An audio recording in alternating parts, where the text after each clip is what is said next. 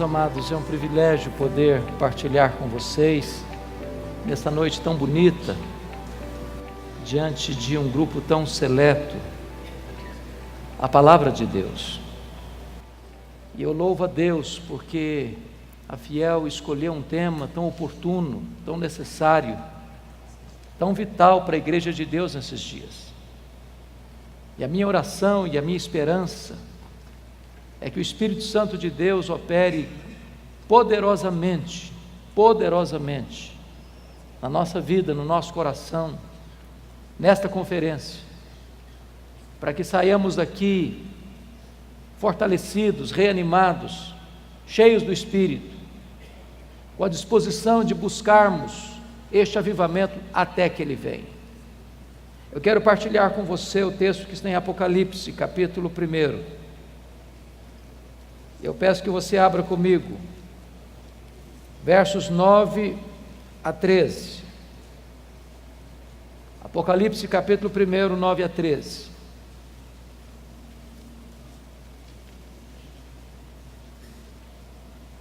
Está escrito: Eu, João, irmão vosso, e companheiro na tribulação, no reino e na perseverança, em Jesus achei-me na ilha chamada Patmos por causa da palavra de Deus e do testemunho de Jesus. Achei-me em espírito no dia do Senhor, e ouvi por detrás de mim grande voz, como de trombeta, dizendo: O que vês, escreve em livro e manda às 7 igrejas: Éfeso, Esmirna, Pérgamo, Tiatira, Sardes, Filadélfia e Laodiceia. Voltei-me para ver quem falava comigo, e voltado vi 7 candeeiros de ouro, e no meio dos candeeiros um semelhante a filho de homem. Capítulo 3, versos 14 a 22. Ao anjo da igreja em Laodiceia escreve: Estas coisas diz o Amém, a testemunha fiel e verdadeira, o princípio da criação de Deus. Conheça as tuas obras, que nem és quente, nem és frio, nem quente. Quem dera fosses frio ou quente. Assim, porque és morno, e nem és quente nem frio, estou a ponto de vomitar-te da minha boca. Pois dizes: Estou rico e abastado, e não preciso de coisa alguma, e nem sabes que tu és infeliz, sim, miserável, pobre, cego e nu. Aconselho-te que de mim compres ouro refinado pelo fogo, a fim de te enriqueceres, vestiduras brancas para te vestires, a fim de que não seja manifesta a vergonha da tua nudez, e com lírio para ungir os teus olhos, a fim de que vejas. Eu repreendo e disciplino a quantos amo. Sê, pois, zeloso e arrepende-te. Eis que estou à porta e bato. Se alguém ouvir a minha voz e abrir a porta, eu entrarei e cearei com ele, e ele comigo. Ao vencedor dar-lhe-ei sentar-se comigo no meu trono, como eu venci e sentei com o meu Pai no seu trono. Quem tem ouvidos, ouça o que o Espírito diz às igrejas. Amém.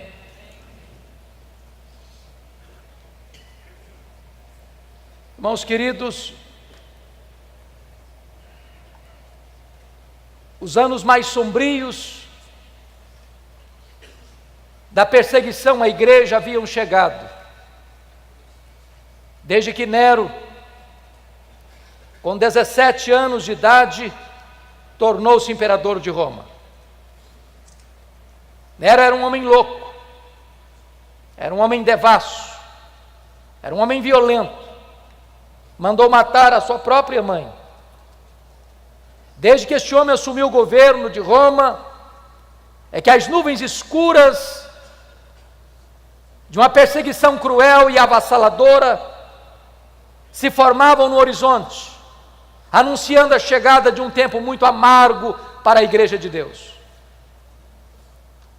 10 anos depois que este homem assumiu o governo, em 54, precisamente no dia 17 de julho, agora de 64, segundo os melhores historiadores, ele mesmo colocou fogo na capital do império. Por causa da sua megalomania, queria construir uma Roma mais bela, mais pujante, mais magnificente. Subiu para o alto da torre de Mecenas, vestido de ator, tangendo a sua lira, assistindo de lá o espetáculo das chamas, lambendo a capital do império. Foram 7 noites e 6 dias de incêndio, de 17 de julho a 24 de julho. Quando o incêndio acabou, a cidade de Roma estava devastada. Dos 14 bairros de Roma, 10 deles foram destruídos pelas chamas. Os 4 bairros restantes, densamente povoados por judeus e cristãos, dão a Nero um álibi para botar a culpa do incêndio de Roma nos cristãos. E começa então uma brutal e sangrenta perseguição contra a igreja. Os historiadores afirmam que faltou madeira para se construir cruz, tamanha quantidade de crentes que foram crucificados em Roma. Uma verdadeira chacina, um verdadeiro banho de sangue.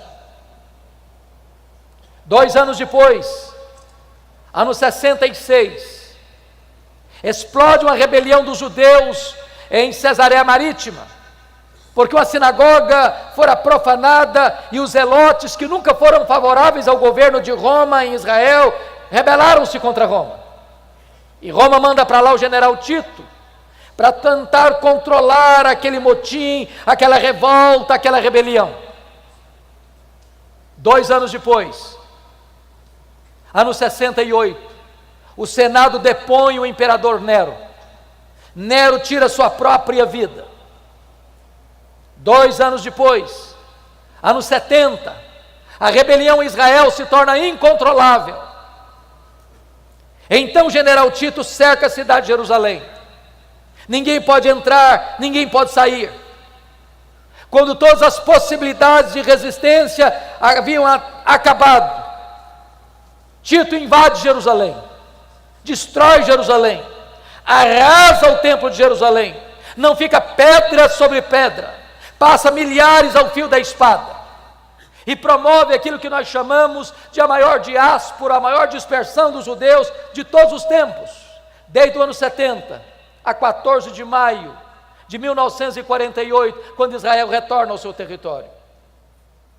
Nesse mesmo ano 70, o imperador Vespasiano inaugura em Roma o Coliseu, o chamado Coliseu Romano, que numa festa de 100 dias de inauguração, mais de 10.000 cristãos foram mortos com requintes de crueldade, enrolados em peles de animais, jogados nas arenas, para os cães morderem, para os touros pisarem, para os leões esfaimados da Líbia devorarem. Uma verdadeira chacina. Ano 81, assume o governo de Roma Domiciano, chamado de o segundo Nero, por causa da crueldade com que perseguiu a igreja. Este imperador vai ser o primeiro a arrogar para si o título de Senhor e Deus, pois foi este imperador que deportou o apóstolo João, então pastor da igreja de Éfeso, para a ilha do mar Egeu, a ilha de Pátimos. Vale destacar que neste tempo todos os apóstolos de Cristo já estavam mortos pelo viés do martírio. João era o último representante do colégio apostólico. Certamente, a intenção de Domiciano era calar a voz do último apóstolo do Senhor Jesus, fechando-lhe todas as portas da terra.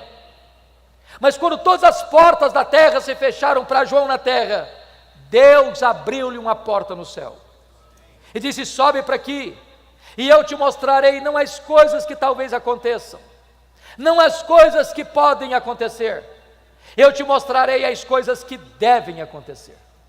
Até nas horas mais sombrias da igreja, Deus continua no trono, Deus continua governando a história do seu povo. Era um dia de domingo, era o dia do Senhor.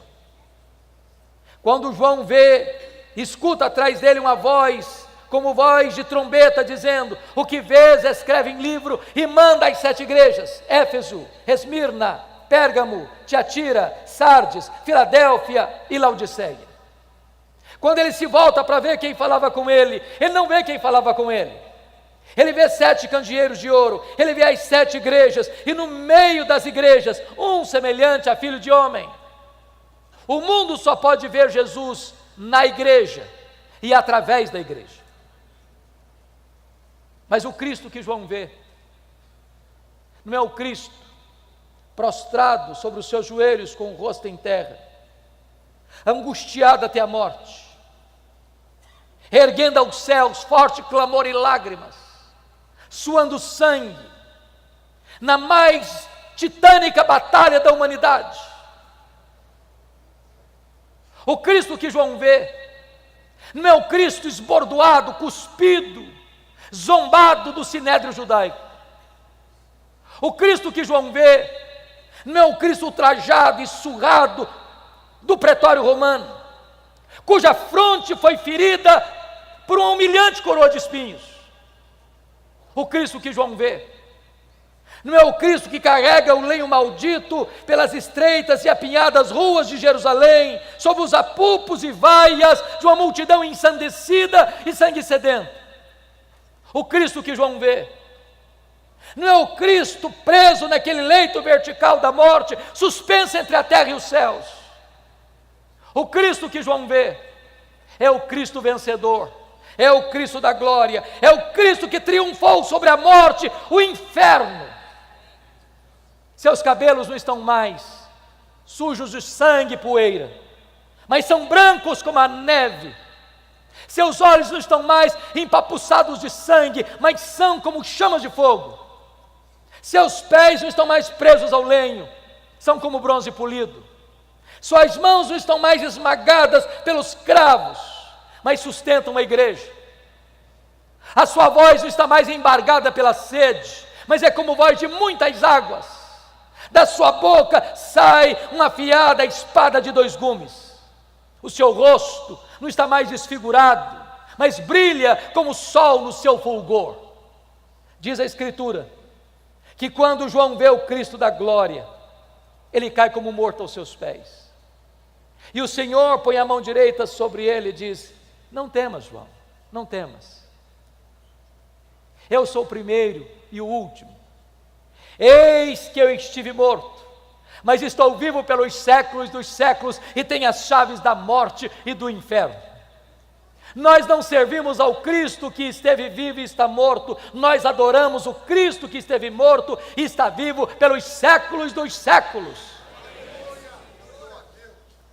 No capítulo 1, versículo 13, João vê o Cristo da glória no meio das igrejas. E eu quero dizer para você nesta noite, que Jesus está aqui no nosso meio. E é porque Ele está aqui que você e eu estamos aqui. É porque Ele está aqui que nós temos uma grande expectativa, uma enorme esperança de que Deus pode nos visitar e trazer sobre nós um poderoso reavivamento espiritual. Mas no capítulo 2, versículo 1, nós somos informados que Jesus está andando no meio dos candeeiros, andando no meio das igrejas. Para quê? Para sondar a igreja, para exortar a igreja, para corrigir a igreja, para disciplinar a igreja, para consolar a igreja, para fazer promessas à sua igreja. E eu estou certo de que Jesus está aqui, sondando-nos, corrigindo-nos, disciplinando-nos, exortando-nos, consolando-nos, fazendo-nos promessas. E na medida que Jesus vai caminhando entre as igrejas, há um estribilho que se repete em todas as cartas. E o estribilho é este: eu conheço,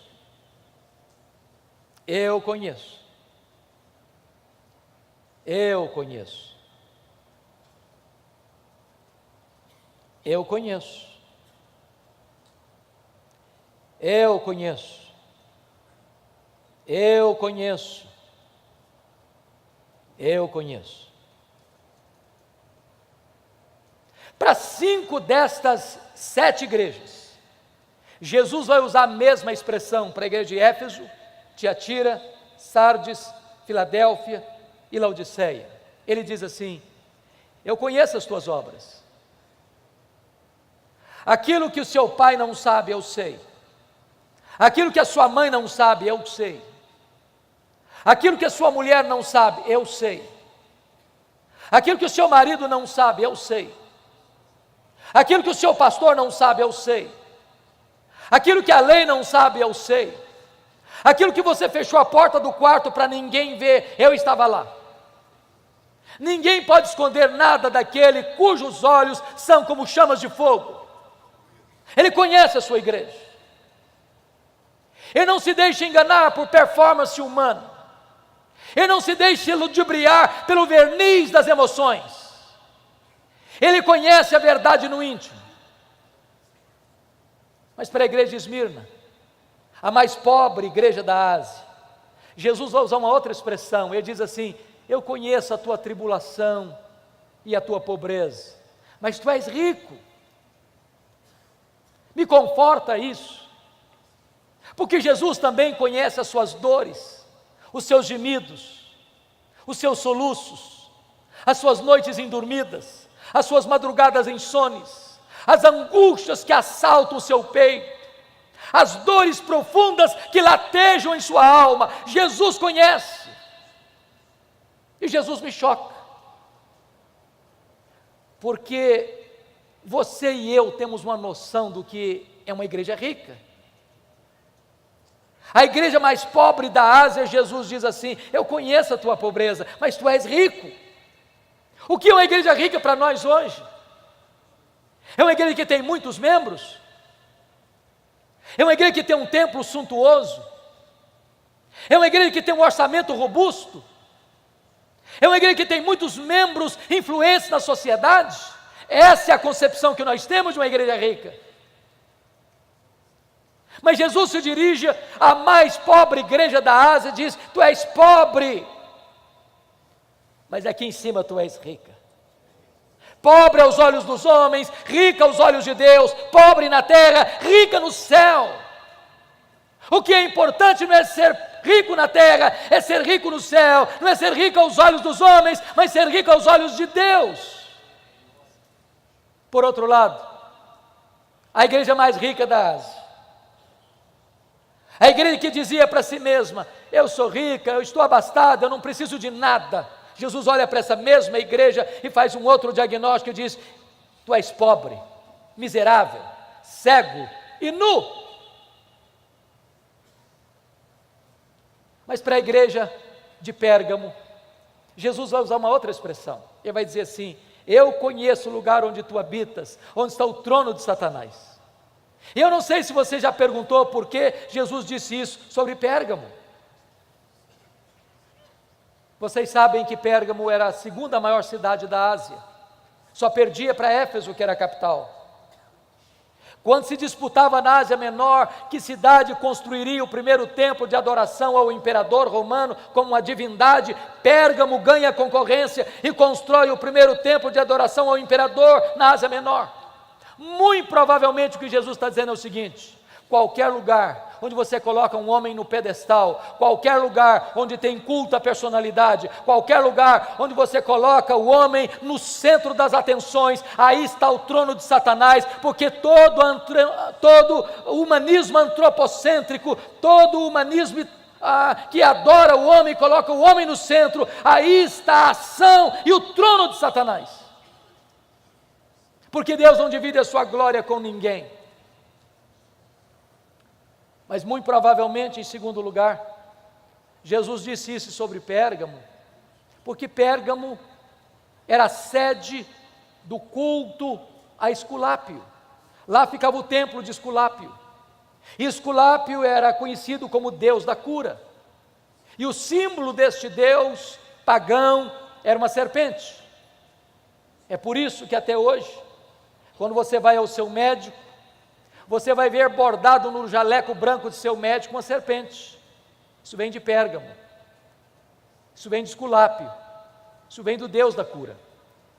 Muito provavelmente o que Jesus está dizendo é o seguinte: qualquer lugar onde uma pessoa venera uma imagem criada e forjada pela mente, pelas mãos humanas, aí está o trono de Satanás.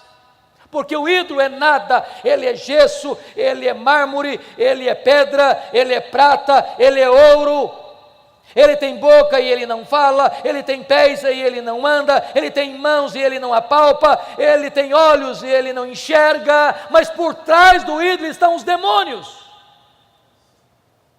O que é magnífico é que onde Satanás tem um trono, ali Jesus planta uma igreja para adorar e servir o Rei dos Reis e o Senhor dos Senhores. Jesus está andando no meio das igrejas, e Ele está andando entre nós nessa noite. E na medida que Jesus vai caminhando entre as igrejas, Ele tem elogios a fazer, Ele tem censuras a fazer. Para 2 igrejas, apenas elogios, nenhuma censura. Para quais igrejas? Para Esmirna, a mais pobre. Para Filadélfia, a mais fraca. Jesus se dirige à igreja de Filadélfia dizendo: eu conheço as tuas obras, tu tens pouca força, mas eu coloquei diante de ti uma porta aberta, e a porta que eu abro, ninguém fecha, e a porta que eu fecho, ninguém abre. O que é importante não é ser forte na terra, o que é importante é ser fiel ao Deus Todo-Poderoso. Mas para 4 igrejas, Jesus vai fazer elogios e censuras. Por exemplo, Jesus elogia a igreja de Éfeso pela sua firmeza teológica, pela sua fidelidade doutrinária, pelo seu zelo pela sã doutrina.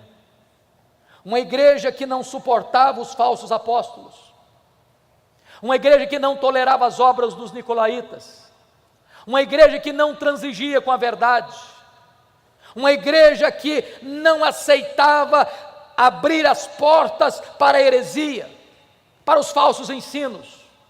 Jesus elogia aquela igreja pelo seu zelo pela verdade. Com isso, Jesus está nos ensinando que uma igreja jamais pode agradá-lo se essa igreja não é fiel às Escrituras, se essa igreja não é zelosa pela verdade, se essa igreja não tem compromisso inarredável com a sã doutrina.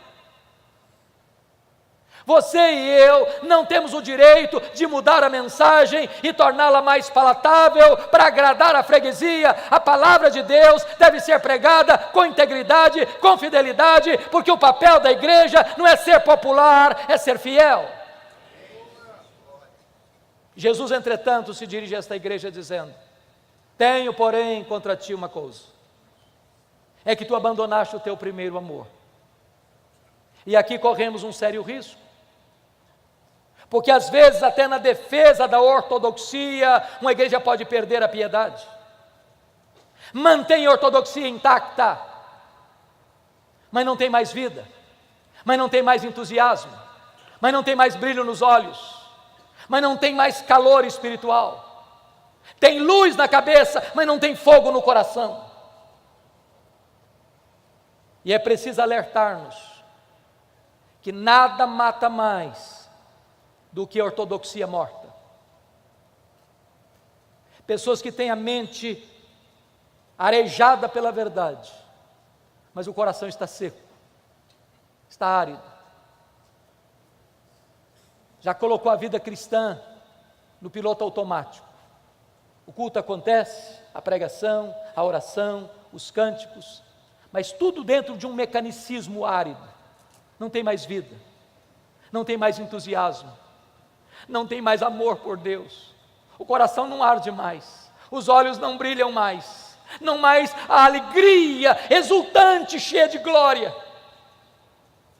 E eu posso lhes dizer, irmãos, que a ortodoxia é necessária, que ela é vital, que ela é insubstituível, que nós jamais podemos negociar a verdade, mas só ortodoxia sem piedade não serve.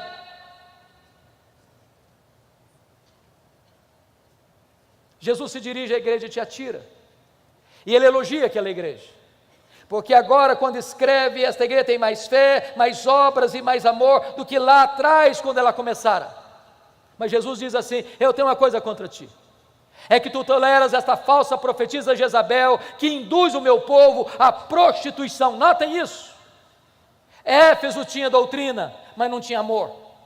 Tiatira tinha amor, mas não tinha doutrina.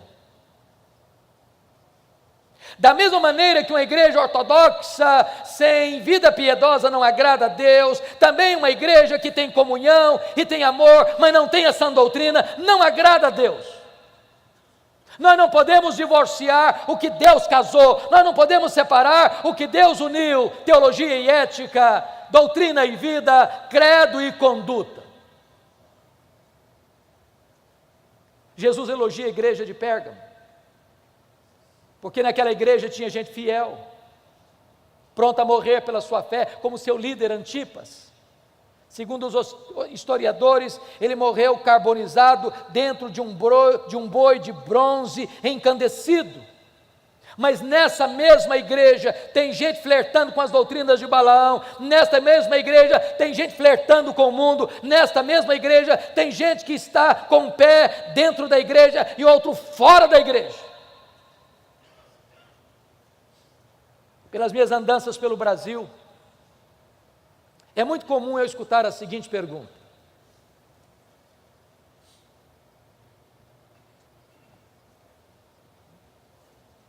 qual a avaliação que o senhor faz da igreja evangélica brasileira? Sabendo que eu sou um pastor presbiteriano, às vezes me pergunto assim: qual a avaliação que o senhor faz da igreja presbiteriana do Brasil? Talvez, às vezes a pergunta é mais interessada, mais específica: qual é a avaliação que o senhor faz da igreja? O senhor tem o privilégio de pastorear. E a minha resposta é sempre a mesma. Eu respondo assim: vai muito bem, muito bem. Vai mais ou menos, mais ou menos. Vai muito mal, muito mal, muito mal. Sabe por que eu respondo assim? Porque numa mesma igreja, que escuta o mesmo pastor, que se assenta ao redor da mesma mesa do Senhor, que canta no mesmo conjunto coral, tem gente cheia do Espírito Santo, tem gente capengando na fé, tem gente vivendo em pecado, numa mesma congregação. Jesus está andando no meio da sua igreja, ele conhece a sua igreja. Ele elogia a igreja de Sardes. Aquela igreja tinha um nome na cidade, uma igreja viva. Hoje talvez diríamos uma igreja avivada. Talvez a sua liturgia fosse empolgante. Talvez a música fosse eletrizante. Talvez as emoções transbordassem. Mas Jesus olha para essa igreja que tem o nome de que é uma igreja avivada e diz: não, isso não passa de um verniz. Você está morta. Tem poucos, apenas poucos, que ainda não contaminaram as suas vestiduras. E com isso Jesus me ensina 3 verdades. Primeiro, ele me choca. Sabe por que me choca? Porque a igreja que diz que é pobre, Jesus não, você é rica. A igreja que diz que é rica, Jesus não, você é pobre. A igreja que diz que é viva, Jesus não, você está morta. A igreja que diz que é fraca, Jesus não, mas eu coloquei diante de você uma porta aberta. Então, 3 coisas eu aprendo. Primeiro, o que é importante não é o que você pensa a seu respeito. O que é importante não é o que as pessoas dizem a seu respeito. O que é importante é o que Jesus diz a seu respeito. Jesus não tem uma opinião a seu favor, a seu respeito. Jesus tem o diagnóstico. Ele conhece as nossas obras.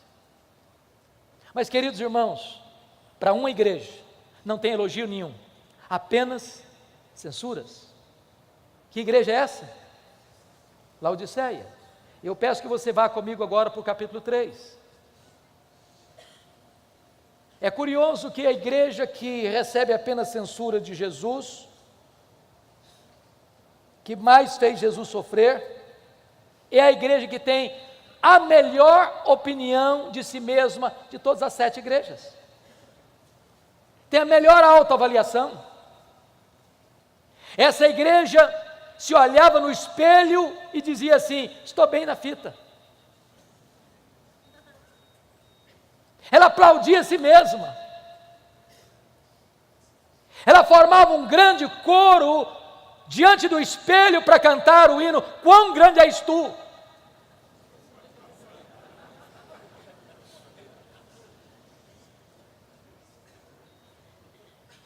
E eu gostaria então, com a sua Bíblia aberta comigo no texto, olhar três coisas aí. Primeiro, dos versos 15 a 17, Jesus vai fazer um diagnóstico. Dos versos 18 a 20, Jesus vai fazer um apelo. Dos versos 21 a 22, com base no verso 14, Jesus vai fazer uma promessa. Vocês sabem que Laodiceia ficava na região do Vale do Rio Lico, a região mais fértil da Ásia. Ainda hoje é a região mais fértil da Turquia.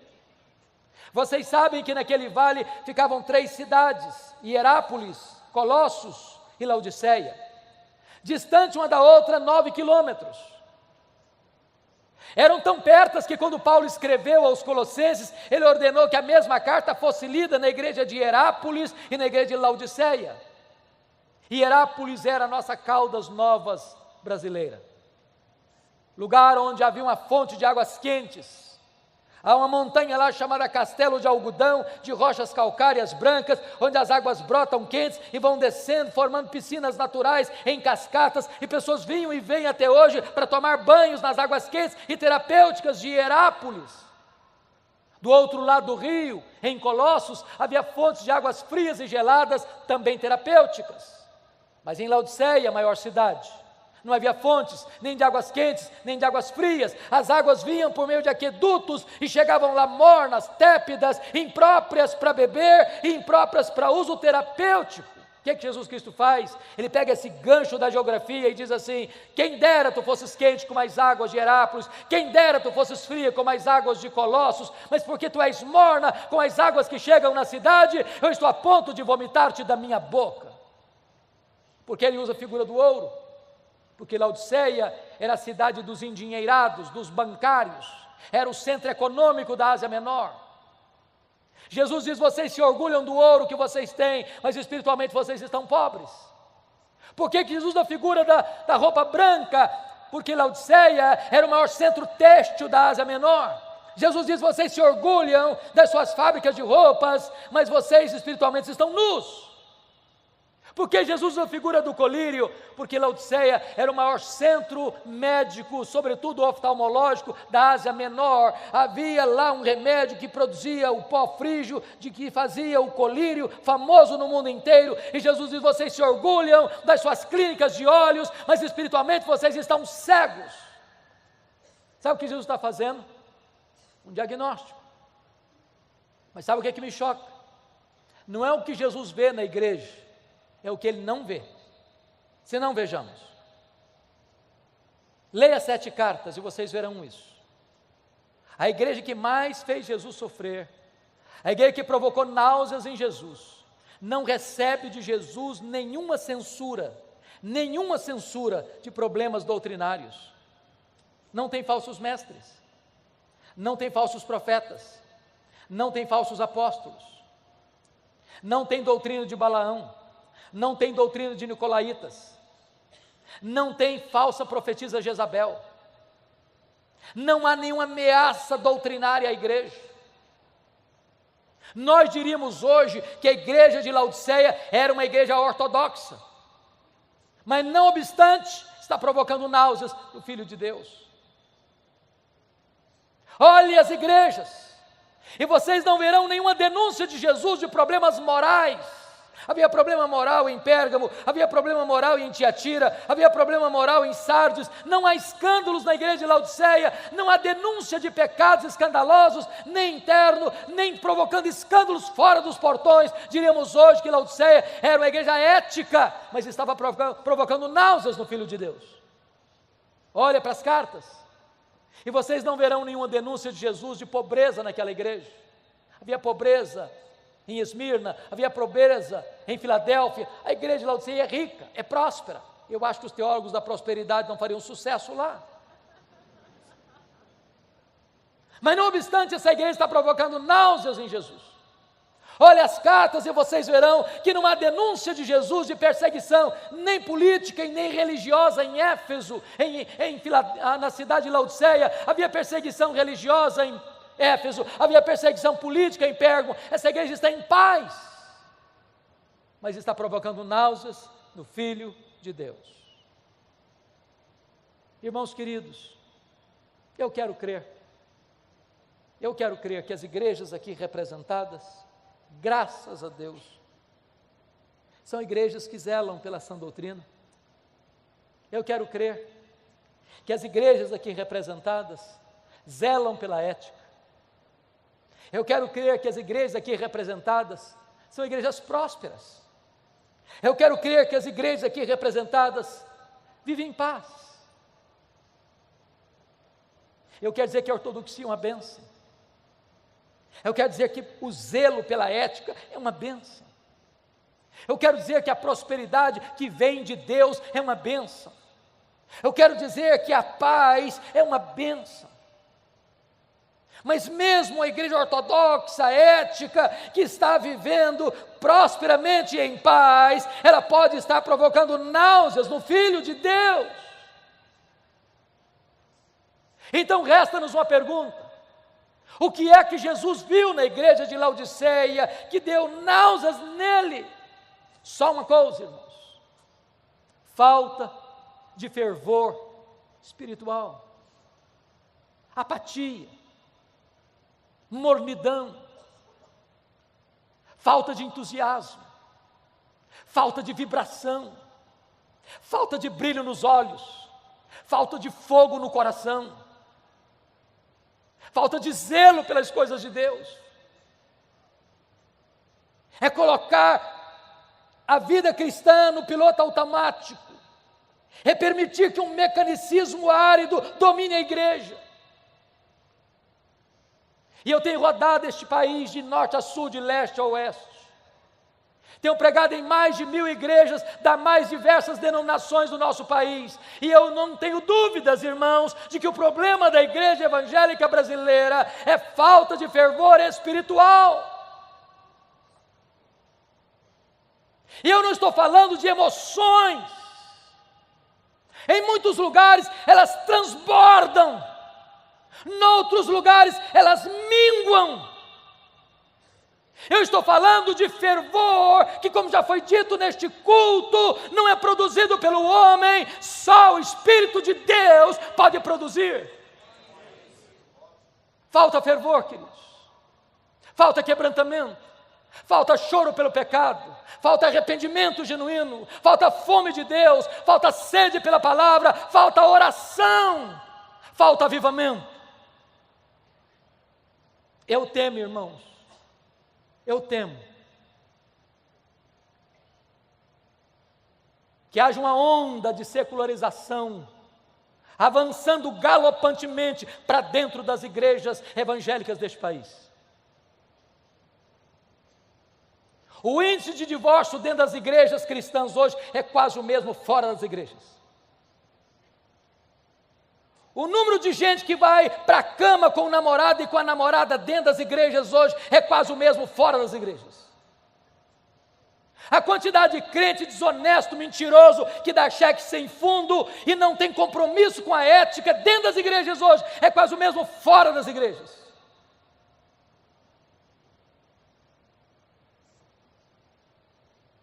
Querem ver uma coisa? Eu não sei como é que você está lidando com isso na sua região.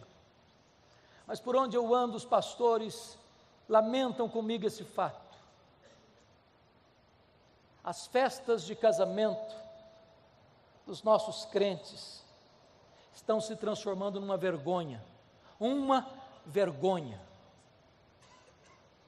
Você sai da igreja, onde você adora a Deus, onde você prega, você ora, você canta, você invoca a bênção de Deus.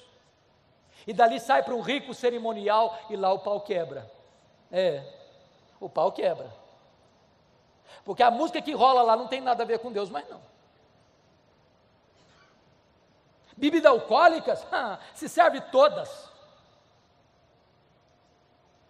As luzes, como uma boate moderna, acendem-se no teto e o povo de Deus bêbado cai na pista de dança e volta para casa com as pernas trôpegas. Olha para o retrovisor e veja as igrejas que entraram por esse caminho, onde foram parar. Ou a igreja tem a coragem de botar o pé no freio, ou nós entraremos para dentro desta avassaladora secularização. Há poucos dias, um pastor me disse, pastor Hernandes, a minha mocidade sai de uma reunião de oração e vai para balada até de madrugada. Nada tem nada mais a ver. Eu conheço líderes que vão fazer um discipulado na sua casa e depois de abrirem a Bíblia e de orarem com o seu discipulando, abrem uma garrafa de uísque e bebem a valer, introduzindo e matriculando os seus discipulandos no alcoolismo. Nada tem nada a ver. Há poucos dias um pastor me disse com lágrimas nos olhos, pastor Hernandes, a minha denominação não batizou um crente por igreja, por ano, em média.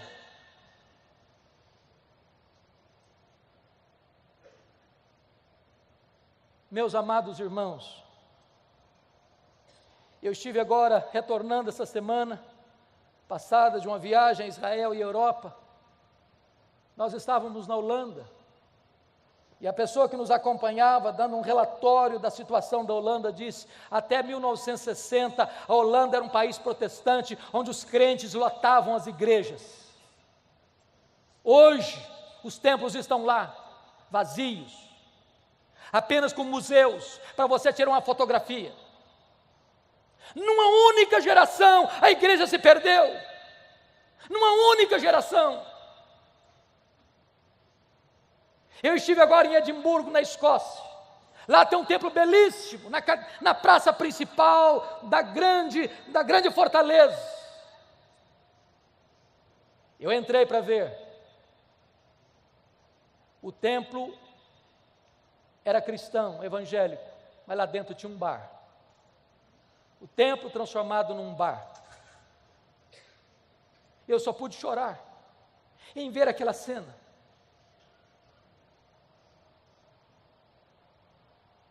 Irmãos queridos, sabe o que significa isso? Nós precisamos de um avivamento espiritual. Se nós não quisermos entrar por esse mesmo caminho, se nós não quisermos colher os frutos amargos de uma secularização, de uma sequidão espiritual, de uma mornidão espiritual, de uma apatia espiritual, onde as pessoas já não têm mais gosto por ir à igreja, onde elas não têm prazer mais na palavra de Deus, onde ir a um culto é um peso, onde frequentar uma reunião de oração é um sacrifício, elas não amam a Deus, elas não querem Deus, elas querem as bênçãos de Deus, e elas substituíram o Deus das bênçãos pelas bênçãos de Deus.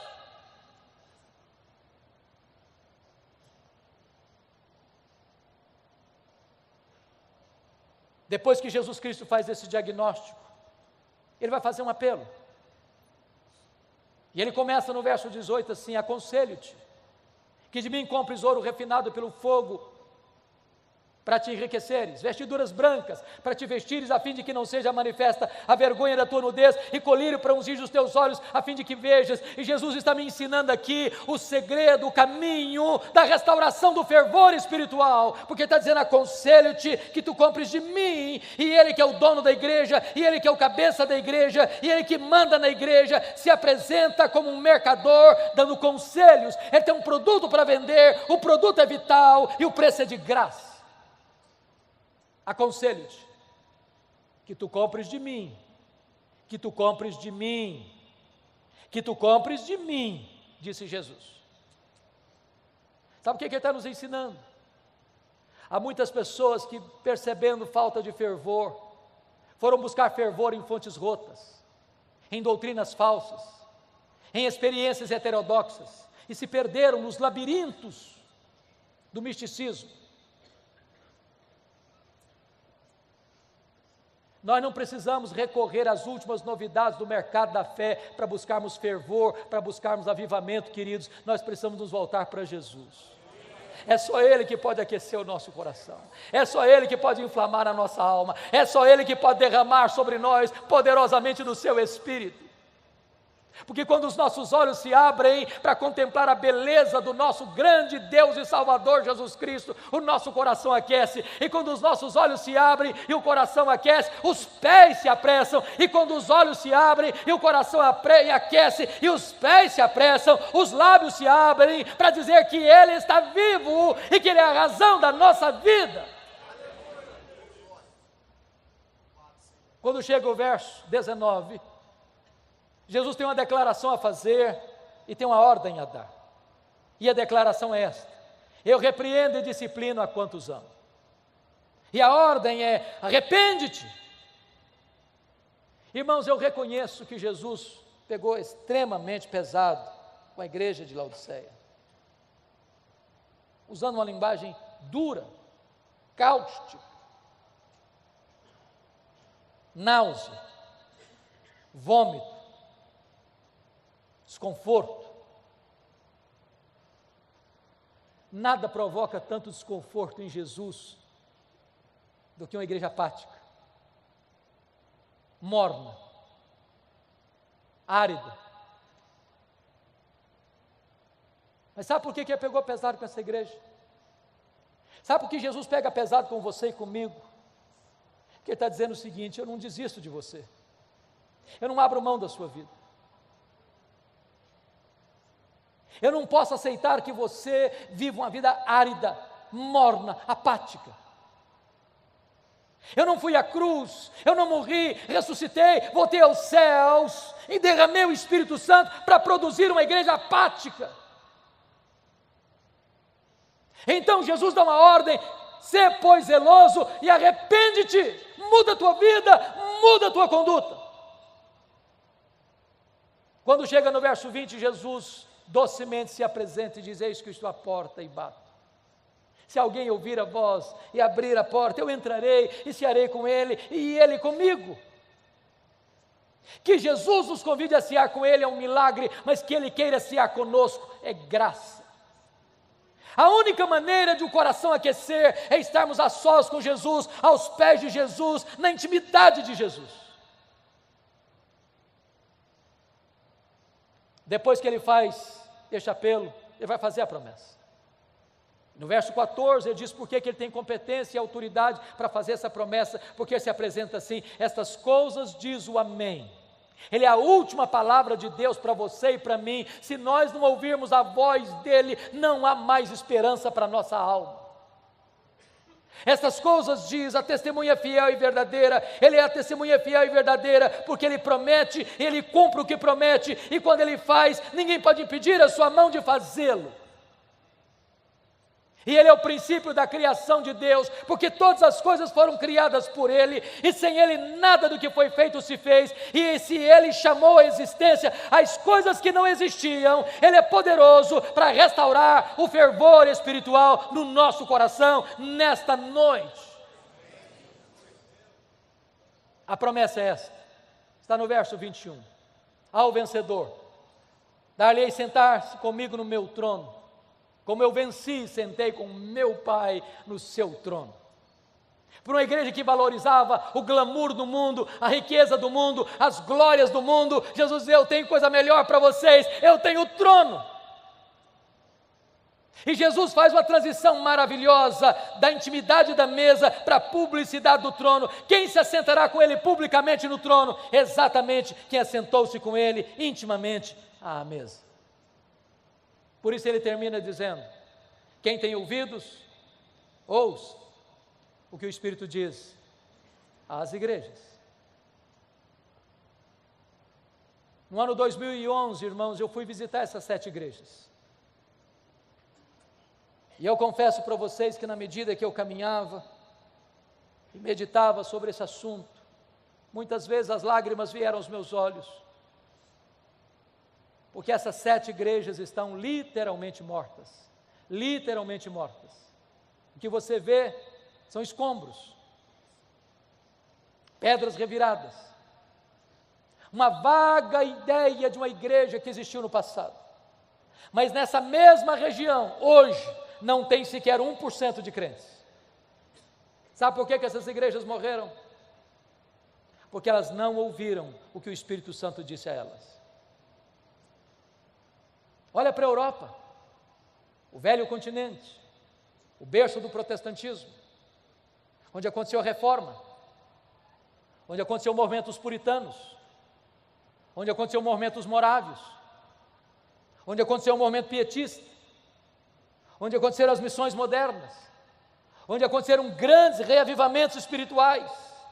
Europa hoje é conhecido como um continente pós-cristão.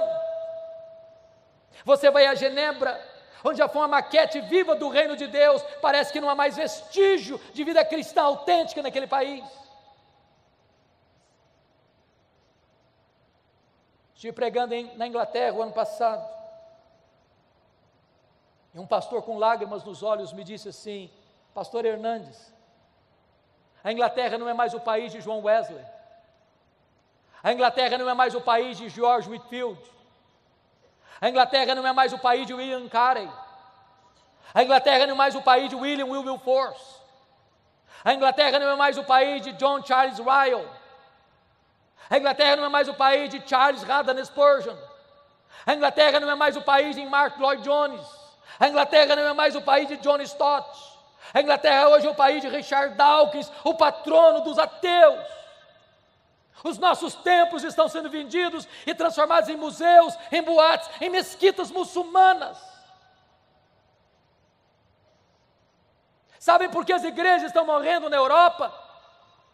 É porque elas não estão ouvindo o que o Espírito Santo diz a elas. Olha para a América do Norte, olha para o Canadá, para os Estados Unidos, onde aqueles países tão fortes, tão arrojados na evangelização do mundo. Hoje algumas igrejas históricas, rendidas ao liberalismo, perdem centenas, milhares de membros todos os anos, todos os anos, todos os anos. Enormes igrejas vazias. Seminários que formaram teólogos, missionários, pastores para abençoarem o mundo, tomados de assalto pelos liberais, produzem morte. O ano passado eu estava pregando em Nova York numa conferência. Quando terminou aquela conferência, eu fui pregar numa igreja evangélica da cidade. Enquanto o pastor me conduzia àquele templo, ele me mostrou 11 templos que estavam sendo vendidos. Não tinha mais gente para frequentar. Sabe por que as igrejas estão morrendo na América do Norte? Porque há igrejas morrendo lá, vitimadas ou pelo liberalismo de um lado, ou pelo sincretismo religioso do outro, ou pelo secularismo de outra parte, ou pela ortodoxia morta. É porque não estão ouvindo o que o Espírito Santo diz às igrejas. Olha para o Brasil, irmãos, onde nós já temos sinais de denominações inteiras se rendendo ao liberalismo, onde pastores já não acreditam mais que a Bíblia é a palavra de Deus, infalível, inerrante e suficiente. Igrejas que, em vez de avançarem contra as portas do inferno, já estão dando marcha ré e perdendo membros ano após ano. Olha para o Brasil, e você vai ver mega templos lotados e lotados de multidões e multidões, mas aí não tem evangelho, não se prega sobre a graça, não se prega sobre a cruz, não se prega sobre o novo nascimento, não se prega sobre a justificação pela fé, não se prega sobre a santificação, não se prega sobre o Espírito Santo, não se prega sobre as bem-aventuranças eternas, não se prega sobre a condenação eterna, não tem evangelho, e onde não tem palavra de Deus, não tem o Deus da palavra. Olha para o Brasil, e você vai ver denominações históricas que, embora mantenham a ortodoxia, mas muitas delas já perderam o fervor, já perderam o entusiasmo, já estão secas, já estão áridas, já estão mornas, já estão apáticas, precisando de um sopro de vida. Oh, irmãos, nós precisamos de um avivamento espiritual, nós precisamos de um sopro do céu. Nós precisamos do vento impetuoso do Espírito para soprar as cinzas, para reacender as brasas, para levantar um fogo santo que queima, que limpa, que purifica e que alastra em nome de Jesus.